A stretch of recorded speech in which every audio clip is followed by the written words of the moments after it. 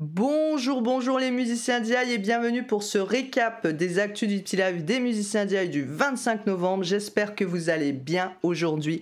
Alors qu'est-ce qu'on va voir dans ce récap? On va parler de Blur qui se reforme pour 2 concerts à Wembley, de Joe Bonamassa qui quitte les réseaux sociaux, on va voir pourquoi, de Mylène Farmer, on va parler de son nouveau titre L'Emprise, on va parler d'un livre sur les scènes musicales, on va parler du nouveau documentaire sur Abbey Road sur Disney+, d'un nouveau réseau social, Avsocial, j'ai toujours du mal un peu avec l'anglais, qui va plaire aux musiciens, je pense, et qui va sûrement détrôner TikTok dans les années à venir, de nouveautés sur YouTube, Instagram, et de Radio Nova et les Inrecuptibles qui vous proposent un podcast à ne pas louper, et c'est tout de suite après le jingle.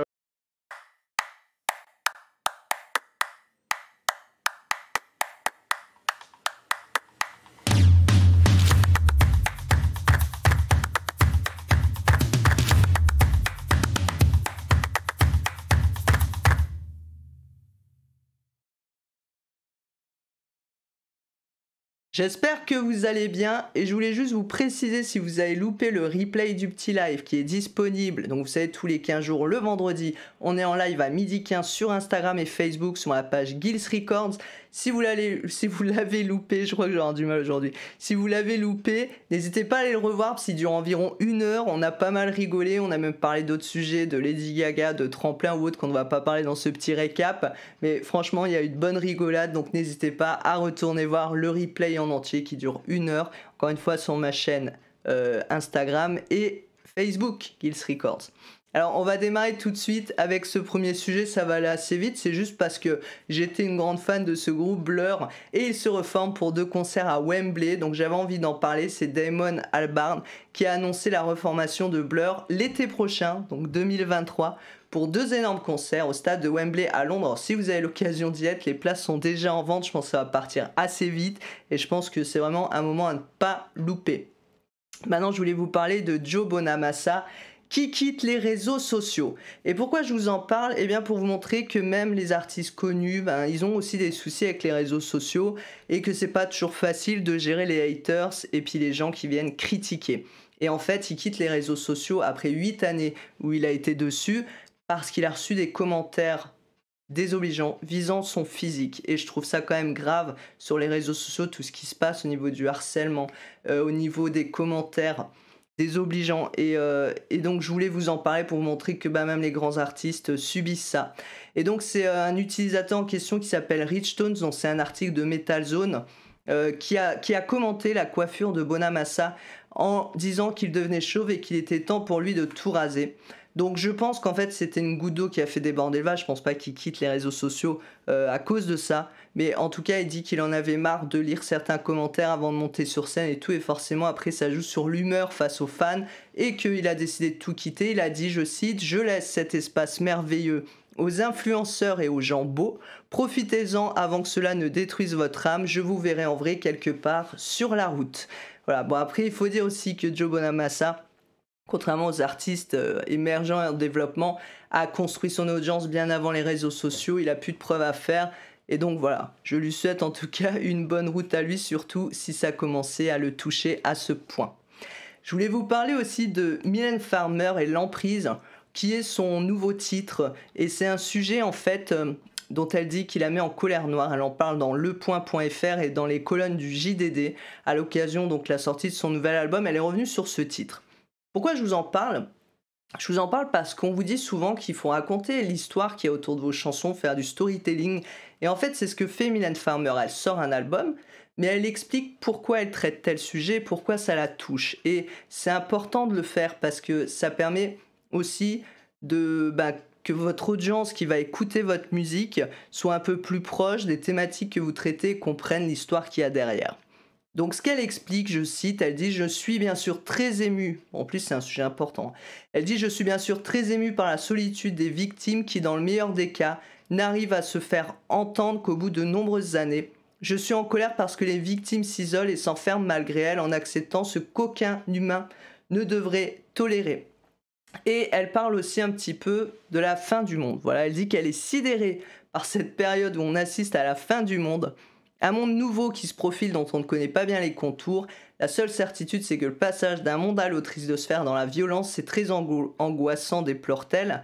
Une angoisse telle que la chanteuse confesse, donc dans Le Point, avoir été longtemps incapable d'écrire un seul mot et qu'elle pensait même tout arrêter, puis c'est arrivé d'un seul coup. Donc voilà, c'est pour vous montrer aussi que les artistes parlent de leur ressenti sur la société, parlent de l'histoire autour de leurs chansons et savent aussi exprimer quand il y a des moments moins positifs.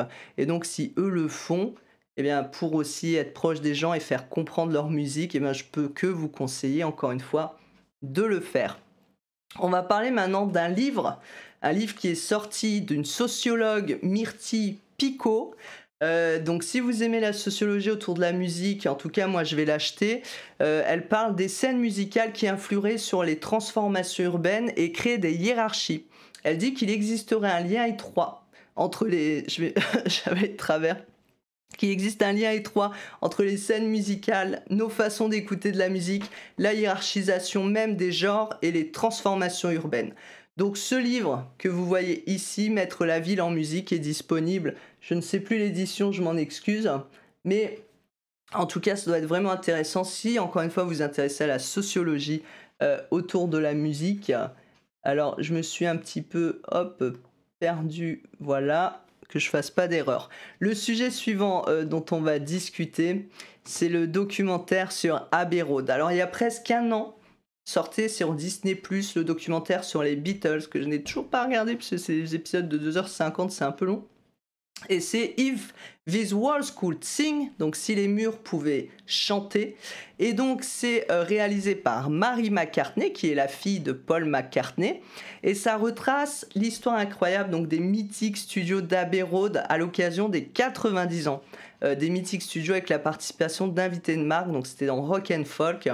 Et en fait, Mary McCartney va guider le spectateur, comme elle dit, à travers 9 décennies pour raconter les histoires de quelques-uns des enregistrements les plus iconiques et les gens qui les ont rendus possibles.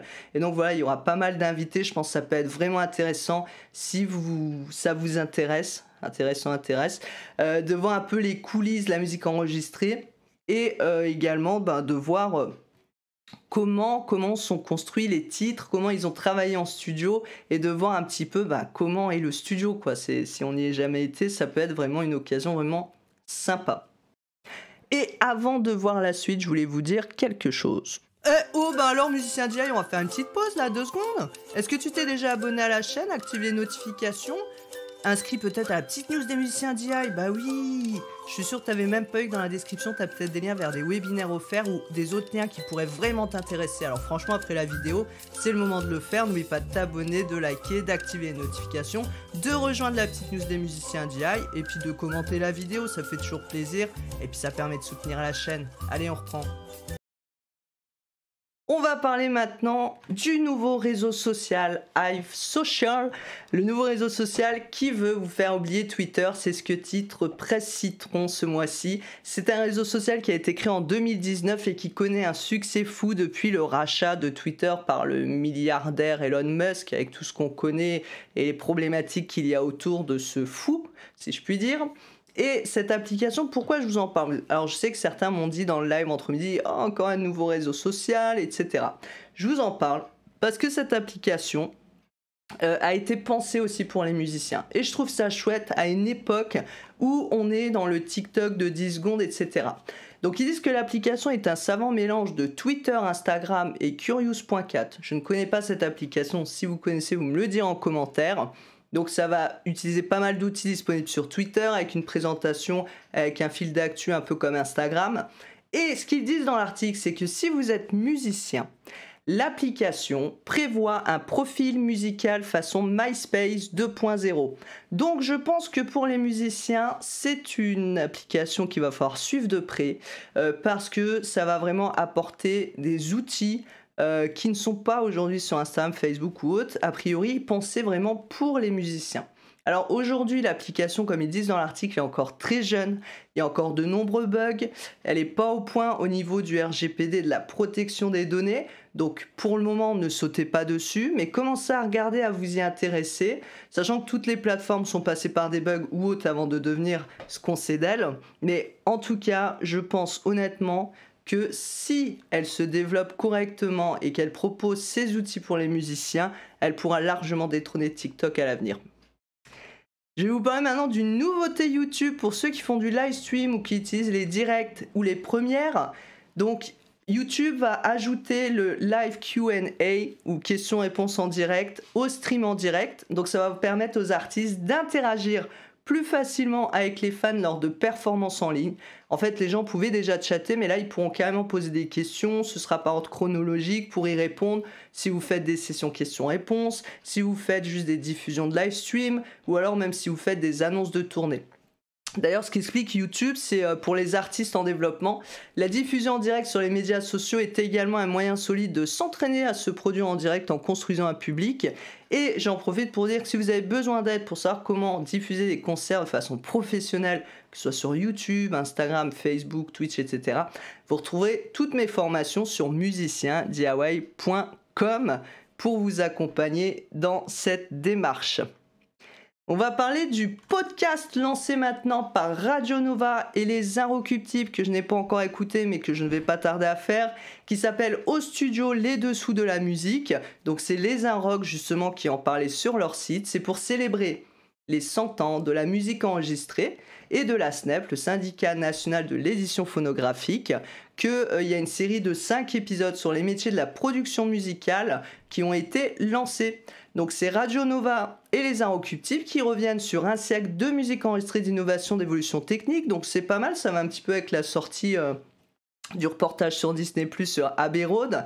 Ils vont parler donc de la musique enregistrée, donc ces 100 dernières années. Ils partent à la rencontre d'actrices, d'acteurs de la musique enregistrée pour comprendre de A à Z l'élaboration d'un disque. Donc c'est bien pour justement comprendre un petit peu tout cet écosystème et comment ça fonctionne. Et en plus, il y a des directrices et directeurs de labels, ingénieurs du son, musiciens de studio, arrangeurs, compositeurs, artistes qui participent à ces épisodes de podcast. Et en plus, sur leur site, ils vous proposent à cette occasion de télécharger un guide PDF de 25 pages. Donc vous retrouverez le lien de toute façon des ressources que je cite pour aller télécharger le document dans la description de la vidéo. Et donc les documents à télécharger et sur le site des Inrock avec pas mal d'interviews et pas mal, il parle aussi du musée qui a été fait autour de la musique enregistrée. Donc c'est vraiment sympa, je trouve, de faire ce cadeau aux auditeurs. Et pour terminer, on va parler de nouveautés Instagram qui vous permet maintenant d'ajouter de la musique à vos publications images. Donc ça veut dire que ça fonctionne que quand vous publiez une image sur votre post. Et Instagram indique que la musique est une grande partie de l'expression, donc sur Instagram, et qu'ils sont ravis de fournir la possibilité d'ajouter de la musique aux publications photos dans le feed, comme on peut déjà le faire avec les Reels et les Stories. Ils disent que quel que soit le format qui convient le mieux à votre histoire, vous pouvez désormais ajouter une bande-son à vos photos préférées pour leur donner vie. Alors je crois que c'est entre 5 secondes et 90 secondes de musique qu'on peut mettre. Bon, 5 secondes, je vois pas l'intérêt. Mais en tout cas, je vous ai mis ici une petite image. Vous voyez, quand vous ajoutez une nouvelle publication, en fait, vous allez avoir une option qui vous permet ici, hop, hop, hop, j'ai un peu de mal, hein. Peut-être comme ça, non, bon, c'est pas grave. Vous avez ici ajouté de la musique. Donc vous allez pouvoir ajouter de la musique directement sur votre post. Honnêtement, je l'ai testé.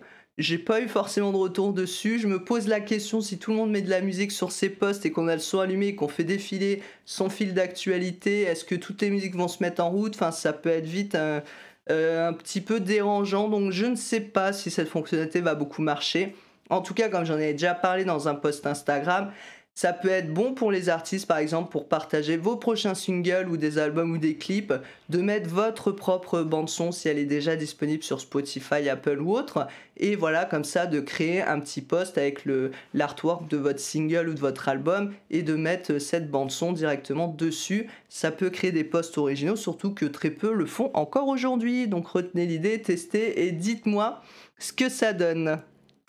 Voilà, on a fini aujourd'hui avec le récap du petit live. On se retrouve dans 15 jours. Et en attendant, je ne peux vous souhaiter que de vous porter bien. N'hésitez pas à aller voir le replay, encore une fois, sur Instagram et Facebook, avec tous les échanges, débats et la rigolade qu'il y a eu. Ça valait le coup. Et demain, vous aurez l'édition donc de la vidéo disponible en podcast et le petit carrousel comme d'habitude sur Instagram, Facebook et LinkedIn. Allez, je vous souhaite une bonne journée à vous.